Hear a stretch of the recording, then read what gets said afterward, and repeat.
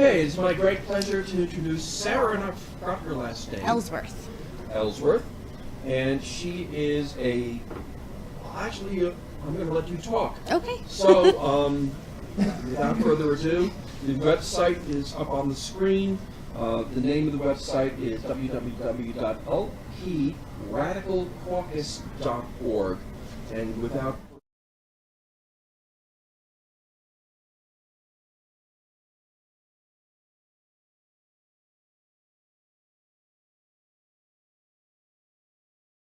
By the tens or hundreds of thousands. So I'll break down some of the mega murders and some of the kilo murders, and if you're quick at math, you're going to notice that these numbers don't quite add up to 170, and that's because of rounding. But the thing to keep in mind is that these numbers are highly probable midpoints.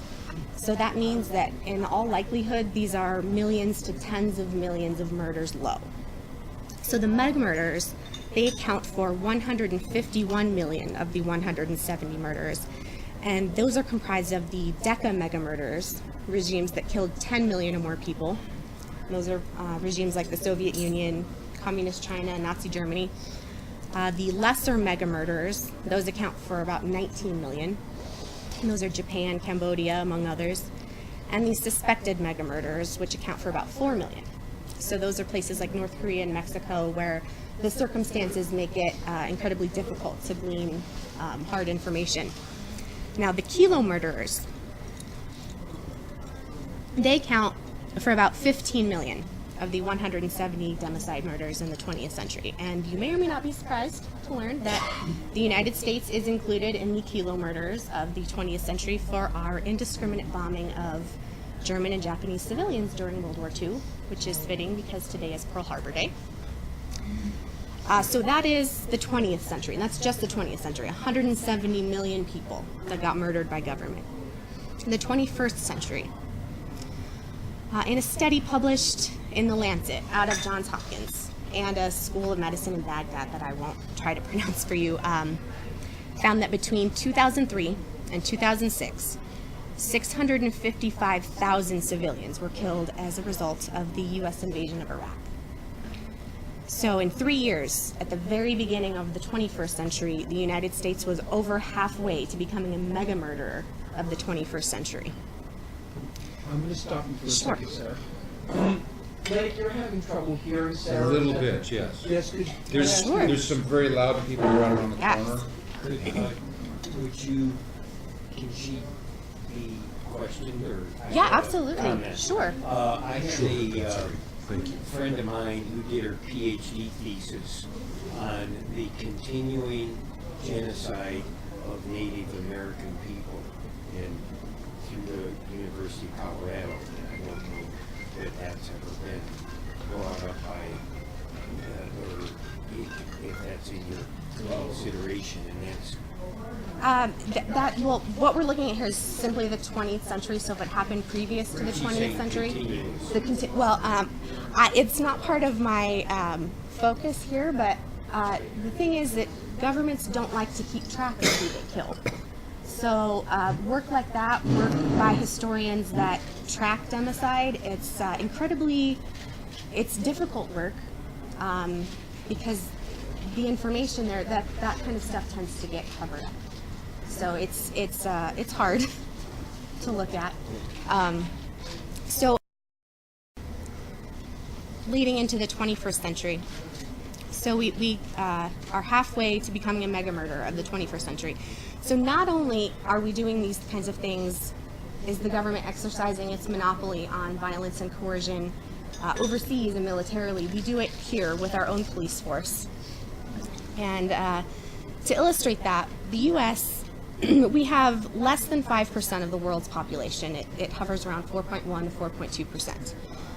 But we put so many Americans in jail for crimes other than violence that we house almost 25% of the world's prison population. And then there's the people whose encounters with police don't make it to being put in a cage. According to mappingpoliceviolence.org, 1,079 people have been killed so far this year by police. In 2016, that number was 1,129 killed. In 2015, that was 1,131. Again, in 2014, it was 1,131. And in 2013, it was 1,080. And that's when Mapping Police Violence, the organization, started keeping count. And that is an average of 3 people every day being killed by police. And many of those people are unarmed or running away. And if you look at the data from 2015, 99% of cases resulted in officers not being convicted of a crime. So why do we have so many encounters with police, deadly encounters with police? Why is this a problem in America?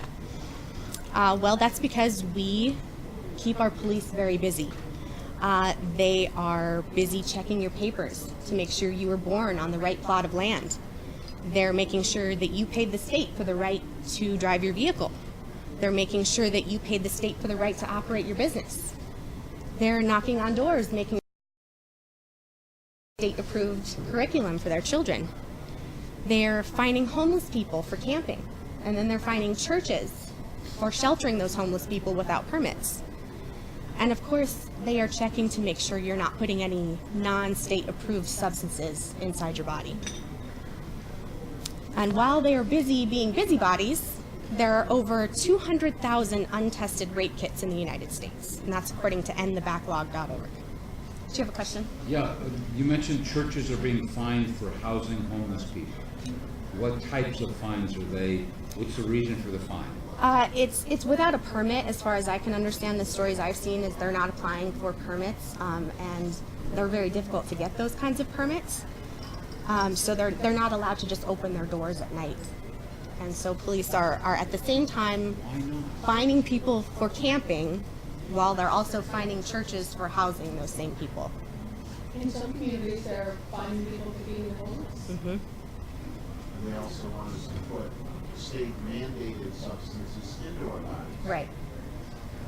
Yes. You can also add to the list what would happen if the government takes over medical care completely as a single payer or Medicare for all. That's basically a government monopoly, which very much applies. Yes. So, even if you don't want to eliminate state government completely, even if you're not an anarchist like I am, and you're not in favor of a completely voluntary government or court system, if you're a libertarian who believes in the ideology of our radical individualism, of our statement of principles, then you can certainly agree that our state is doing too much. It's killing and incarcerating too many people and leaving too many victims of private violent crime without any recourse at all. So that's my airing of grievances against the state, and that's my short list. That's why I'm a radical libertarian. Murder is unacceptable to me, especially on a large scale. So those 4 key points I mentioned earlier, those are the strategic principles that we hold to, that we believe will further the work of the Libertarian Party and challenge the cult of the omnipotent state. So the first of those was natural rights are utilitarian. So basically that means we believe that the most morally correct choice is a government that maximizes individual liberty. So a utilitarian ethical theory states that the best action to take is the one that maximizes, it yields the most benefit for the greatest number of people. So utilitarian choices aren't necessarily also the most moral choices, but we believe in the case of natural rights that they are utilitarian, they yield the greatest benefit for the most number of people, and it is the most morally correct choice. There's no separation of the two when it comes to natural rights. Our second is, and my favorite, radical abolition. We seek the outright removal of harmful government institutions and not just small changes to government policy. We consistently demand a free society, and we will let our opponents we'll let our opponents to freedom offer the compromises. We're not going to make those incremental changes our ultimate goal, but we will accept those incremental changes. Which leads into principled populism. So principled populism means, even though we're majority anarchists, a lot of people don't understand why would an anarchist be participating in the political system, because we have this vehicle that gives us a road to liberty. There's a system in place that we can gain more freedom, and we will definitely use it. So we should be a mass participation party. We should be running radical candidates. We should be running radical campaigns. It means we are open to and will propose transition measures to that radical abolitionism, because we know that most people, they're not interested in liberty in the abstract. They're not interested in freedoms that their grandchildren, their great-grandchildren might enjoy. They're concerned about the effect that abolishing those government monopolized services will have on people now, and we need to be sensitive to those concerns, but also not shy away from sharing our end goal, which is the abolition of those services and the institution of the free market to fill in the gaps. And the last key point we hold to is no particular orderism. So the removal of one harmful government policy should never be held hostage for another. So for instance, the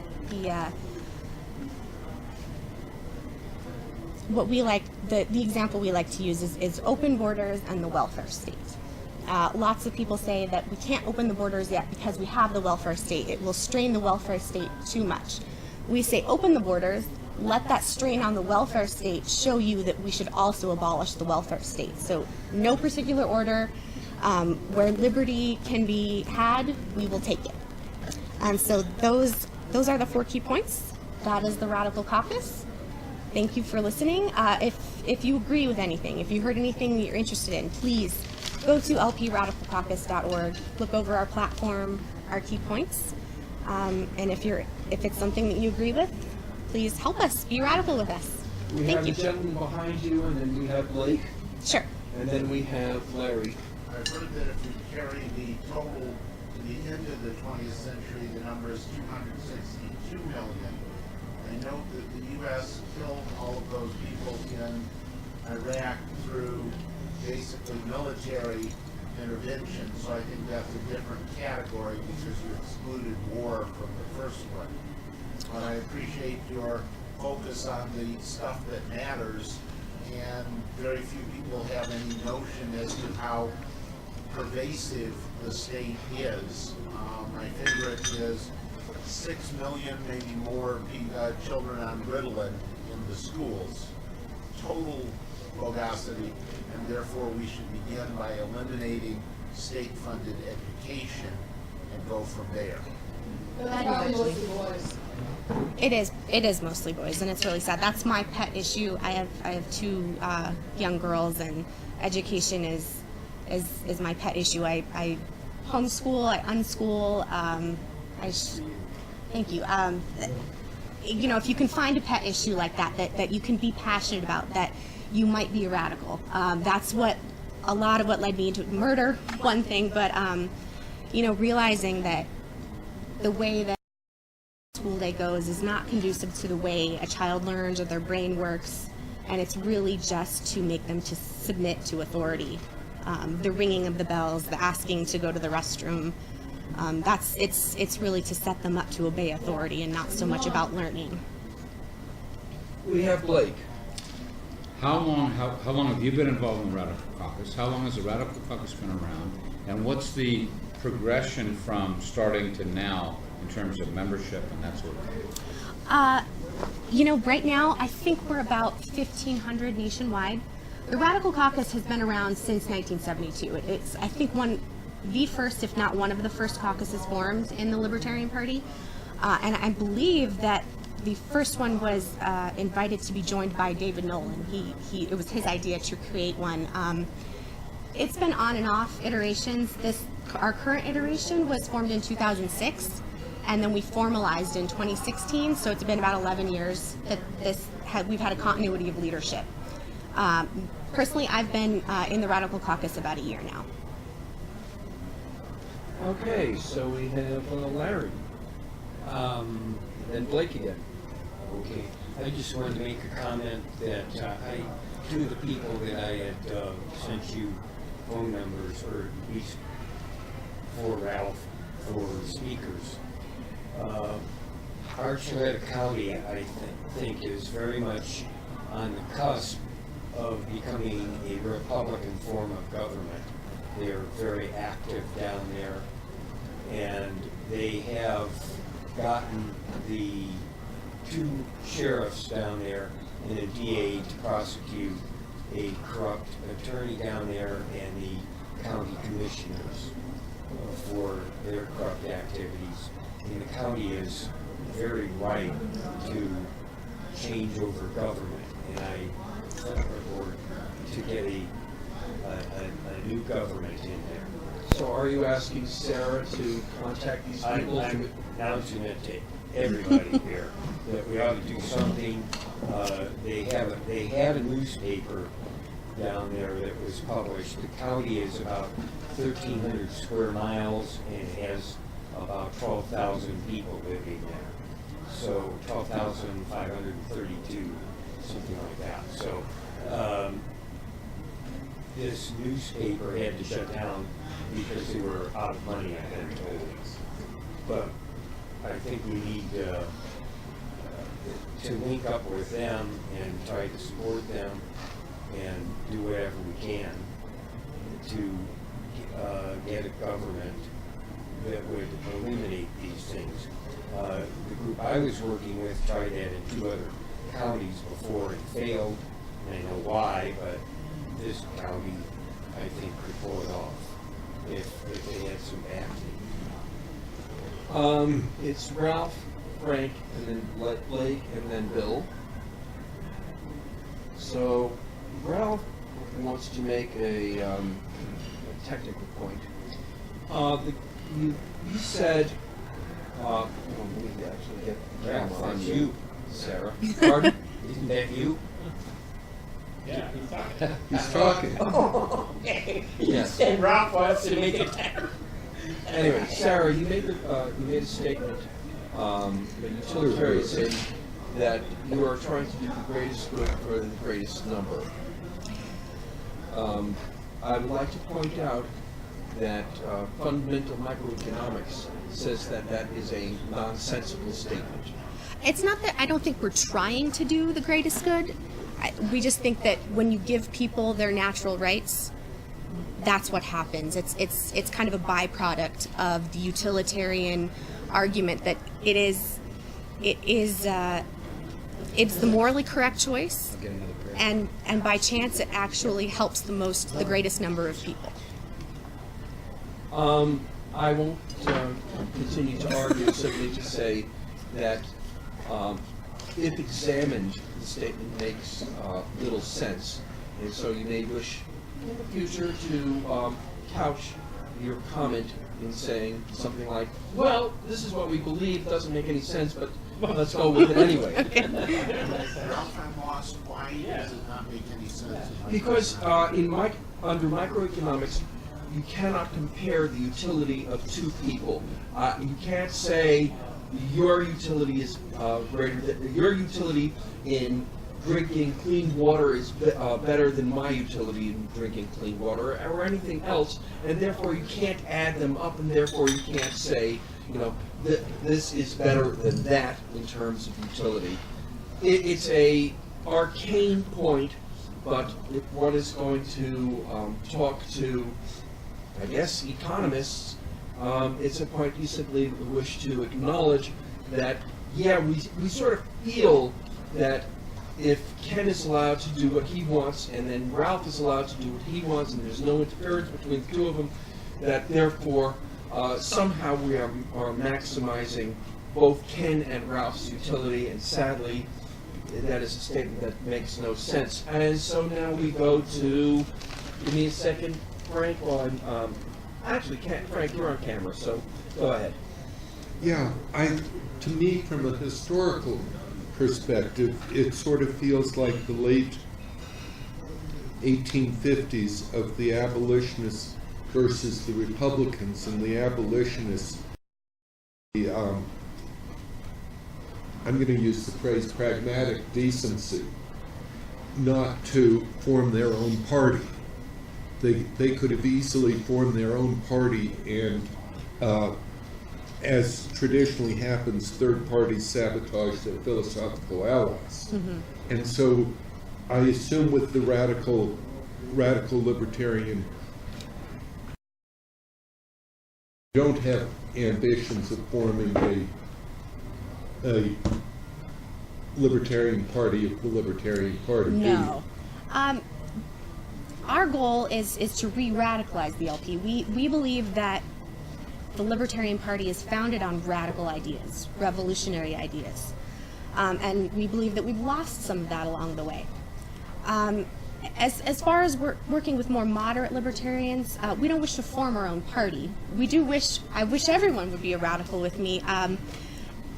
The way I see it is we're all pulling the same wagon.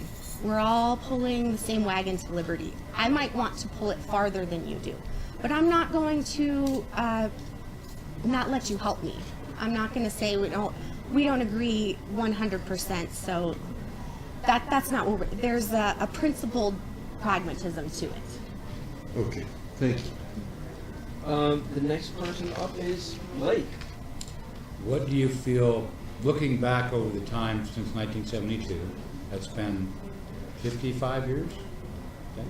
What do you feel has been the strongest impediment to getting the Radical Caucus, or the Libertarian Party, the Libertarian Party, to have more activity, to have more people involved, to have more, you understand what I'm saying? Yeah, that's a hard question. I think a lot of libertarians who might be radical dismiss it out of hand because they think that maybe the general public will not be able to take hardcore libertarian ideas, that we have to water them down into a moderate position. I think a lot of people believe that winning elections is the only measure of the success of our party. And like I said before, that the LP takes no official position on whether or not a government should actually exist. So our end game is not winning elections and running a libertarian state. Our end game is a world set free. We're trying to change hearts and minds. So I think a lot of people don't realize that more people would be open to radical libertarian ideas, and they kind of dismiss that out of hand as just too shocking for most people to hear. May I do a quick follow-up? When you talk to people, what's the strongest objection you have from people saying they don't want to participate? Yeah, I don't have like other libertarians. They don't want to participate in the caucus. You're recruiting us.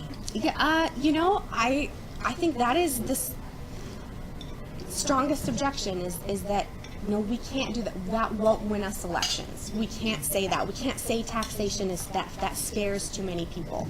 I think that's the number one objection I come across, is that generally people are too scared of radical libertarian ideas, and I don't think that's true. I think once you point out that these are morally and ethically sound positions, that giving people freedom does not hurt them, that the government does not have a responsibility to take care of you, that I think people can come around to that. We have Bill, Mike, Ralph, Heidi, and then Betty. So, Bill, you're up. Okay, well, I was impressed last time I went to a libertarian group, because libertarians tend to find the one or two things they disagree on. Like, I will disagree on the open borders thing that's in the Radical Caucus. Mm-hmm. But there's a truce between the Gary Johnson sort of libertarians and the Radical Caucus, that the Radical Caucus has agreed not to sabotage the Gary Johnson sort of libertarians, and I'm just glad they did that. Yeah, we're not here to sabotage. A lot of really nasty fights at the Libertarian get-together, but that truce seems to be holding, and I'm really glad about it. In terms of forming your own political party, something like that? You mentioned 1850s. Well, 1855 is when the Free State Party was organized. So there was an abolitionist party, and there was a Free State Party. And I think of the libertarians today as being the abolitionists of the 1850s, and maybe we're getting co-opted a little bit by the Republicans, just like the Whigs got co-opted by the Free Staters and ended up becoming Republicans. So in my fantasies, there's going to be a new party, I don't know if it's called Republican or not, that'll take the freedom-oriented people from the Republicans and work together with the Libertarians, and maybe we'll have a new name. I don't know if you have a comment on that or not, or I'd love to hear it. Well, I'm a party person. I am wholeheartedly in the LP. I believe in our foundational documents. I think what the party was founded on is a very noble cause to challenge the cult of the omnipotent state, and I think we've been doing it right. You know, we get right around 1 or 3% of the vote every time, but like I said, our measure is not in the elections that we win. It's changing the attitudes of people. Those things take time. They take more than 40 years or 50 years, however long we've been in existence. And to me, the LP is the most ideologically sound political party that I'm willing to give my support to. Person up is Mike. And your last comment actually segues into my question, if I may get a little bit personal. How did you progress to being as radical libertarian as you are? What was your journey? I went down the rabbit hole on the internet, basically. Okay. I knew I was libertarian-ish for a long time. When I went to switch my voter affiliation, I went on to the LP's website, I read the statement of principles, I read the platform, and then I realized, oh, there's caucuses, oh, there's a radical caucus, there's really real libertarians, and I read it, that was it, I changed my mind, and I signed up. If I may follow up, what's your opinion of Locke and Rose? I'm sorry? What's your opinion of Locke and Rose? Larkin Rose? Larkin Rose. I have a very not well-formed opinion. I tend to agree with a lot of the things he says. As far as I can tell, he doesn't agree with participating in politics per se. So that's two sides of anarchism. Some people will call me a party arc, and that's meant to be a derogatory term. That I'm an anarchist, but I am involved in politics. But I see a vehicle for change, and I think it's imprudent if we don't use it. So Larkin Rose, I think, has great ideas and changes a lot of people's minds. So I think there's room for all kinds of activism like that. Worried we're unlikely to win. It's Ralph, Heidi, Betty, Frank, and Steve, and Blake. Anybody else? Yeah. And Larry. And we are now 1, 2, 3, 4, 5, 6, 7, as I told you, sometimes 7. 7 deep. So, I'm going to talk for Jerry Van Sickle, who's over there, and I'm surprised he hasn't jumped in. I'm going to make 2 points or 2 comments that he would normally make. Okay. Pardon? His mouth is full of pizza. Okay. How do you feel about using elections as a vehicle for carrying libertarian messages? I think they're the perfect vehicle for that. So Jerry, you have an ally. Jerry has a interesting form of government you'd like to see implemented. And that is a form of government in which the courts are central and basically you have nothing else. And I'm wondering how you feel about that. Where the only thing that our taxes... Minarchy. So the only thing our taxes would pay for would be a court system. Is that how I'm interpreting? I think that Jerry's more radical than that. That the courts would be self-funded. Okay. By the people who use the courts. But I'm speaking for Jerry. Okay, Heidi, you're next. I was going to ask you who you were supporting in 2016 and how you felt about the Johnson Bell ticket. That part of it, I was going to say. Okay. Johnson, got involved just after the Libertarian Party nominated Johnson Weld, so I didn't have any say in it. I wasn't a delegate at the time. I think he brought a lot of great new libertarians in.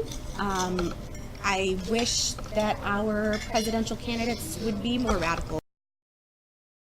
Black tax, that they would say things like taxation is theft, I want to abolish taxation, but you know, those kinds of things.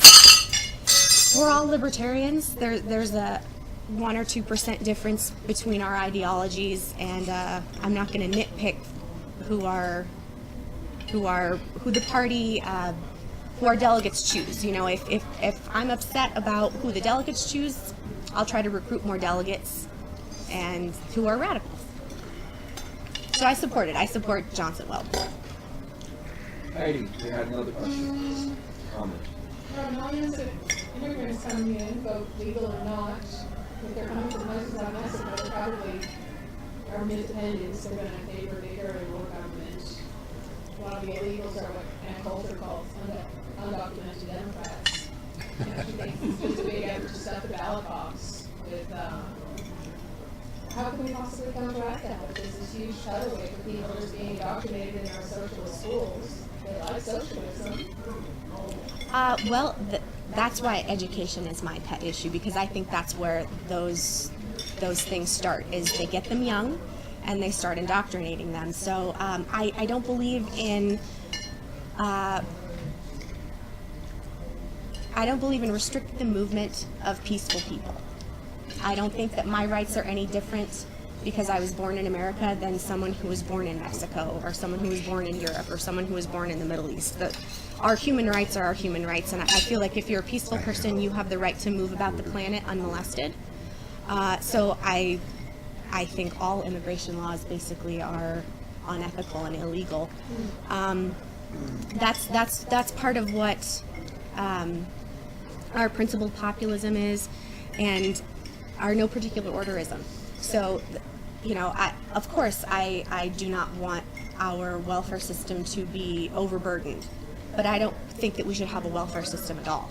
So I think that flood of immigrants, if that strain on the system, that should be used as an argument to abolish the welfare system, not to close the borders.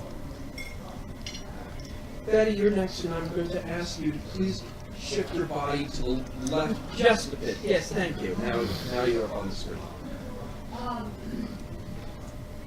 This I guess is really a comment that you call it radical libertarianism. I would be happier if there was Betty, because you're not being picked up by the mics. I would be happier if you called it something besides radical, because to me radical has a real negative connotation. You know, that's what a lot of people say about anarchists too. And what we say is that we use radical specifically because radical literally means to the root. We are the root of libertarian ideology. It is not synonymous with chaos. Anarchism is not synonymous with chaos. It literally means without rulers. We don't believe in no government. We believe in self-government. So we understand that, but the word radical was specifically chosen because it means to the root.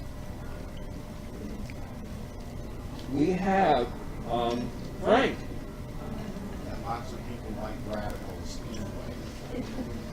anyway. Two topics. One, I'll just confess that with regards to using elections as a vehicle for carrying a message, rumor has it that I was on the ballot last November for the approval voting party, and that my running mate here has ambitions of being on the ballot next year with regards to statewide office, and that we have, this is a plug for the... Stay tuned. There may be an approval voting party out there. So I approve totally of, even though I'm sabotaging the libertarians, I totally endorse elections as vehicles for carrying the message. How do you feel about the world's smallest political quiz? May I ask? I love the world's smallest political quiz. I think it's a great. Tell us more, because those are words I want to hear that Ralph may be a bit less open to. What was the last word? World's smallest political quiz. Quiz? Like a test. Test. Okay. So the world's smallest political quiz. It's very short. It's usually 6 or 8 questions, and it's very pointed. Do you believe the government should do this? Do you believe the government should do that? And it's supposed to tell you if you are libertarian or not. I think it's a great introduction. It's a bit too general, but I think any of those ideas that bring libertarianism into the mainstream and get people thinking about what the government should and should not do is a good thing. Thank you. And you want my comment on that? Sure. And I'm putting myself in front of Steve, Blake, and Larry. You want to? You know what? I'll talk after Larry about the world's smallest political quiz. So we now have Steve. Well, I have one question about the courts, which you kind of already addressed. You used the term voluntary courts. Yes. Could you maybe just define that? What do you mean? I'm not an expert on, the how a self-government system would work in anarchism. I do believe that it would work. So basically, it's a system. It would be a formalized system that's set up. It wouldn't be chaotic, and people would voluntarily take part in it. So if you needed a discrepancy settled, tort law, things like that you could voluntarily participate. Would there be like police presence? Police, I think, is another thing that should be left to the free market. I think it should be more like peace officers. I don't think they should be necessarily law enforcement unless that law is not murdering people and not taking their stuff. But I think that's another thing that the free market could handily take care of without violent coercion. Police take more than the criminal. The police take more than. Through civil asset forfeiture, yes. Yeah. My second trick question is, so you said, you basically have acknowledged that compromise is want the other people to come to the compromise instead of us stating it at the beginning. Basically, yeah. And that's primarily the difference between the radical Caucus and the main party is the main party authors of compromise. So you say, that's Well, yes and no. It's a tricky issue. When you are negotiating and you're offering the compromise, that becomes your end goal. Okay, yes, we'll meet you there in the middle. We consistently will argue for this is our end goal, complete freedom. We will move incrementally toward that, and we will accept those compromises, but those are not going to be our end goal. We're not going to make that part of our ideology. I would argue that it's the way I see the party is that our end goal is the same, but it's just that we take a longer, we think generationally, and you want in our life. I would agree with you there. Yes. Okay. We have Blake who's up. Have you ever run for office, political office? No, Do you sir. anticipate running for political office? Do you have any desire or interest in running for political office? And why or why not? I have a peripheral interest. I kind of accidentally became a political activist. This has become the thing that I'm very passionate about. I don't necessarily like the idea of opening up myself and my family to that kind of scrutiny. But it's something that a year into this, I didn't think I would be kicking around, and I'm technically not. Having been a candidate, you're not under scrutiny, you're actually viciously ignored. A benefit to being a libertarian candidate. All right. We have Larry who's up next. What I was pointing out about Archuleta County, one of our people had What's suggested the biggest city in Archuleta County? Pagosa Springs. Pagosa Springs, okay. Thank you. Okay. That one of our people suggested as a way into the county, or a way to get a libertarian or a Republican form of government in a county itself, was to unincorporate, have the people, and that would require a vote, I guess, by the people to unincorporate and throw out the system. So that's what I see, is that there's people there. It could be easily done in a county like that. And we could have an area in the state that would, where people could go and live the way they want, at least, you know, and be protected from hopefully from big government. And we could get our libertarian in a small section, and I would wager you the counties around would there'd be a domino effect. I think that's a smart move. That when you see people living out libertarian ideals like that and bucking the system and saying we think the government is wrong, we don't think we should have that control over. I think that's where you should strike. Is, hey, by the way, we have a political party, a system in place that exercises those ideals, that shares those ideals that you have. And there is I mentioned to you that I can't remember the name of the city in Arizona, New Mexico, or Arizona, Nevada, or California that is Unincorporated, and they advertise we're a Republican form of government, and they're left alone. As far as I know, I don't know of anything, but that's why I say we need to consider trying to focus, I would say, education and voting on these people, on them. And they've, 12,000 people. Now, are they still a county? I mean, they would still be, they don't get rid of their county government by any. Yes, and I don't know, Mary Severance would know about that. She's into the county thing, or about the counties are, she's studied about, they aren't even a lawful authority anyway, and that came about, I can't remember which, she said, An extension of the state of Colorado. Okay. They're a bureaucratic formality. Okay, but and the territorial boundaries are set up, or were set by the state, yeah. So, but yeah, and that they don't even have, most of their buildings are not even, the government buildings are not even lawfully. They're in violation of the Enabling Act, I believe.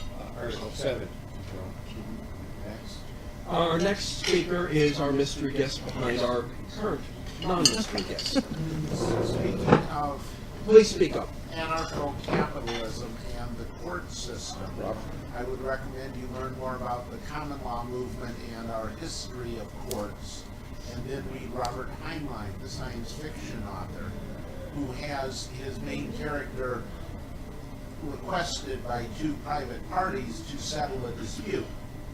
And so this is not yet widely practiced, but it's been thought through, and it shows a very promising alternative, because many of our people in black robes are utterly corrupt, and we now know from Larry's research they have not even posted their required fiduciary bond, so they're not actually judges.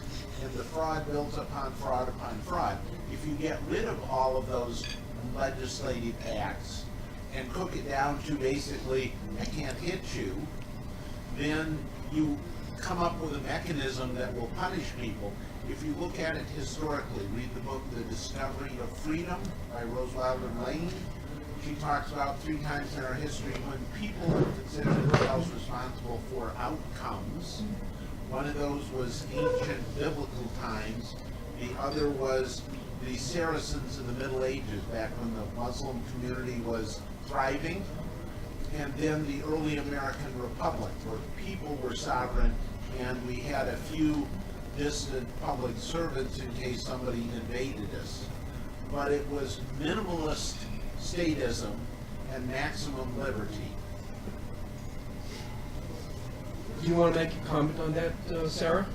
I have not read those books, but I wholeheartedly endorse any. I've heard of Heinlein, and I would really like to. That's on my reading list, but no, I think you covered it. Let me also point out that if you're having a discussion between anarcho-capitalism and minarchism, you can cite Ayn Rand, a very good novelist, who was nonetheless a minarchist. She believed in police courts and prisons provided by the state, maybe also the U.S. military, and you can say those are the most utterly corrupt institutions you can find. So let's try the other one and see how that one works out. It's my turn, followed by Blake. Anybody else wish to speak? It will be Scott. Anybody else? Okay. So we were talking. Frank was talking about the world's smallest political quiz, and I will tell you that I have done a lot of outreach, and both sort of Republicanish and both and socialist, and typically we'll score somewhere around 18% of people who show up in the Libertarian quadrant. But I've also discovered that it's a terrible mechanism for trying to recruit people into the party. Because what happens is that they look at this list of questions, they'll be 80% Libertarian according to our standards, and they'll go, I can't join you. Those 2 ideas are absolutely nuts. Our political competitors have discovered just the absolute opposite of the world's smallest political quiz. What they'll do at at an outreach booth is they'll list a whole bunch of causes, freedom for cats, no abortion for Republicans, whatever, and they'll say, join us if you wish to do one of these. Right. Okay? So we lose people who are have a libertarian bent by sort of saying, you're not libertarian enough. You did not score 100-100. That's one other thing. And so the Nolan test, sometimes called the world's smallest political quiz, now has a companion, which Dan Doyle, one of our participants here, sent me a link, and I believe, but I'm not certain, I put a link to it. No.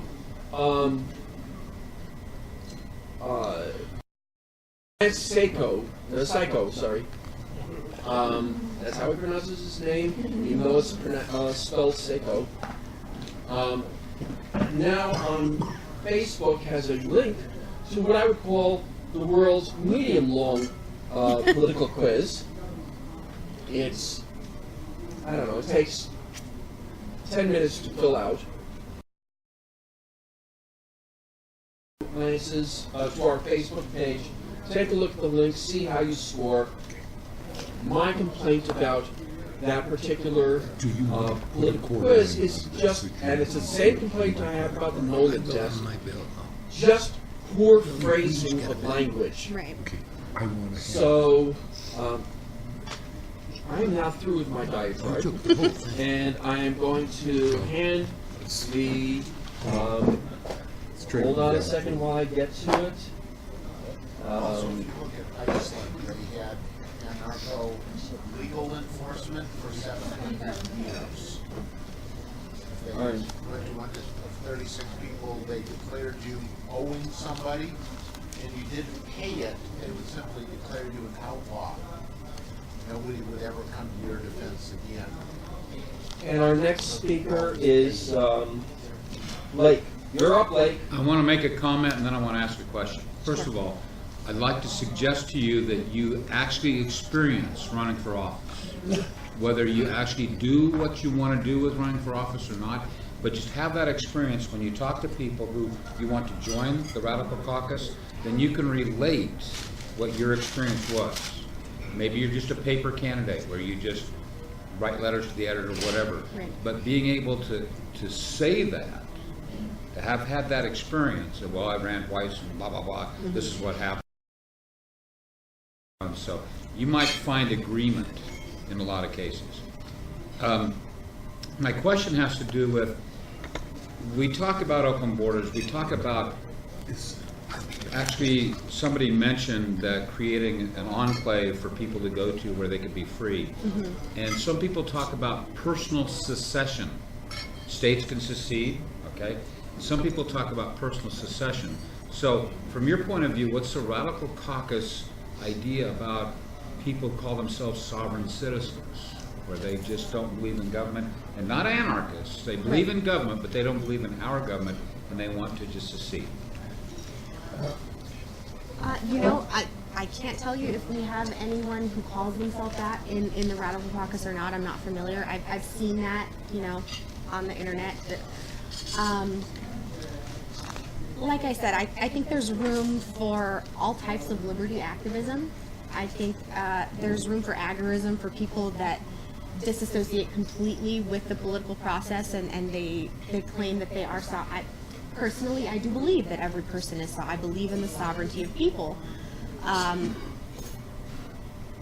It's a hard road to walk, and I think it is something that may benefit you, but if I would like to also have that benefit of liberty for those around me and for future generations, I would like to use the political process to get those things that are in place out of place. So I think there's room for liberty activism within and without the political system. You eliminated the definition of sovereign, which is no one above you. Right. Can I make a comment on that? On your question? Let's Talk her out. Well, I'm sorry. The next person is Scott. So Scott, do you wish to give Larry a chance to jump in first? Go ahead, Larry. oh, okay. I've been following that path along with other people of the individual rights or the individual, how did you term that? Sovereign citizens? Sovereign citizen type thing for some time now. And I'm sorry, I don't think it works because anything you do to that effect, let's take an example or two examples. One friend of mine, or we try to get our rights back, the right to purchase, own our vehicles, our house, or travel as a matter of right. The police come down on us and stomp you to death, like my friend who died about a year ago, tried to purchase his car with gold coin, so he would be the lawful owner of the car, and they, and which happened to me too, they physically pull you over and yank you out of your car and steal your car, and then you're left to the court system to try to get your property back. And so I don't think it can work because the system, we've got to have an area where we're free from this kind of where they come down on us and don't let us have our freedom. The next person up is Scott, then Ralph, then Blake. And then actually, this is a good time. I'm going to stop the recording for technical reasons.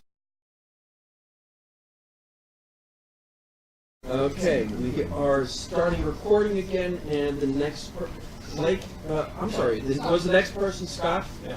Okay.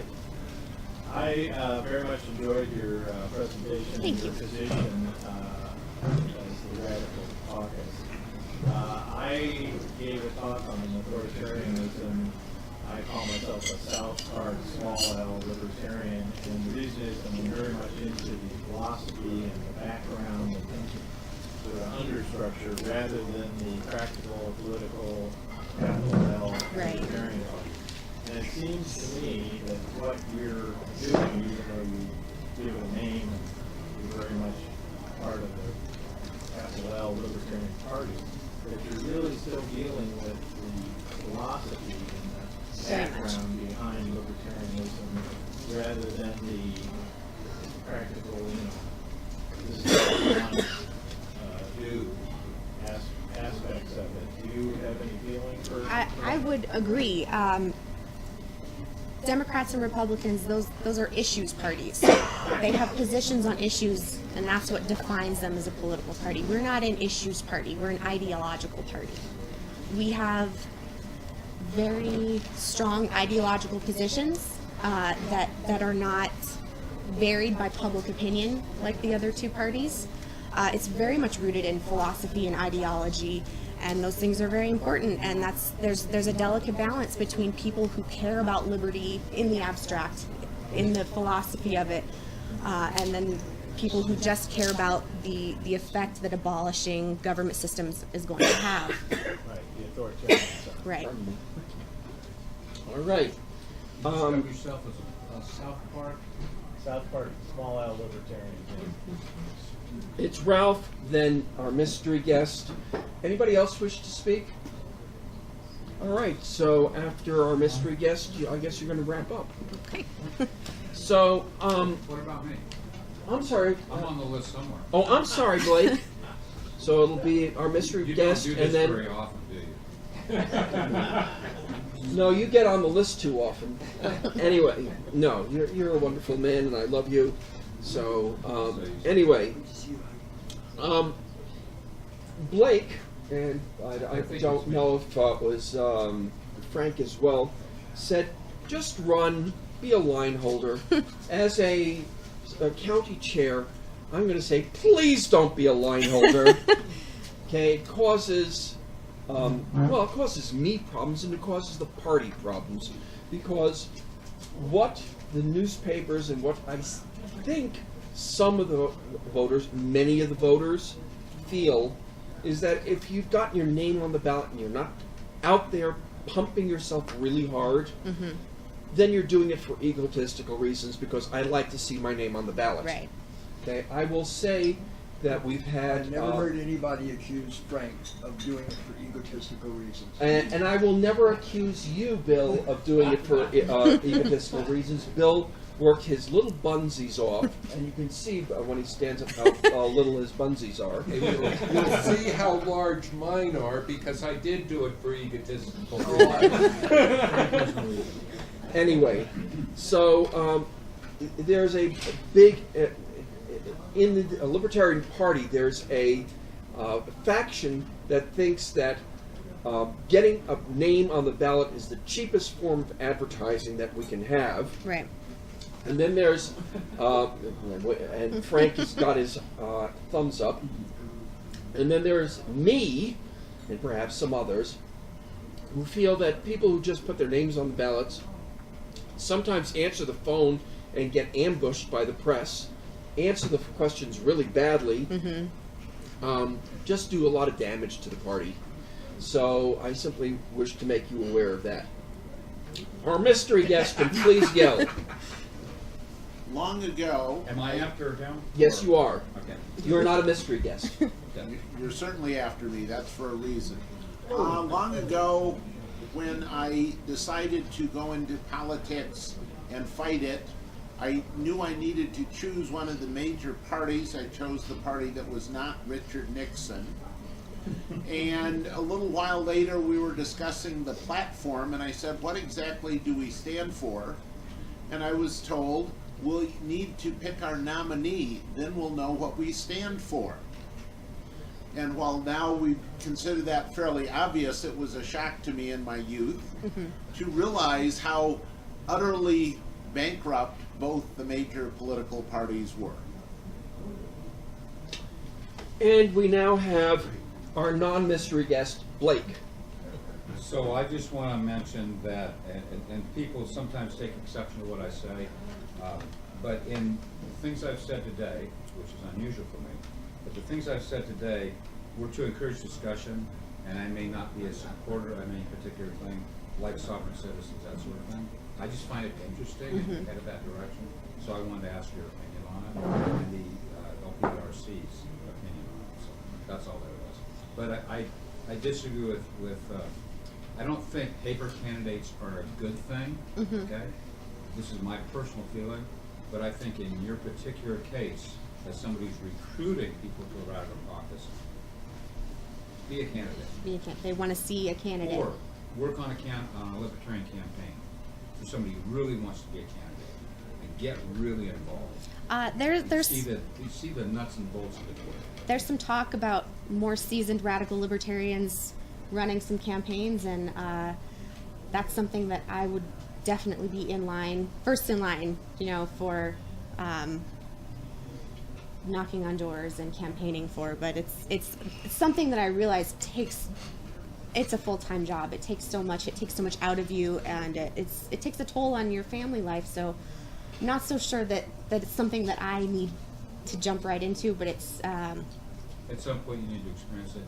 And I totally agree with you. Frank and I can testify to being in western Colorado, walking. Yeah. Frank remembers. It broke me. It broke him. Yes. We have Bill up next.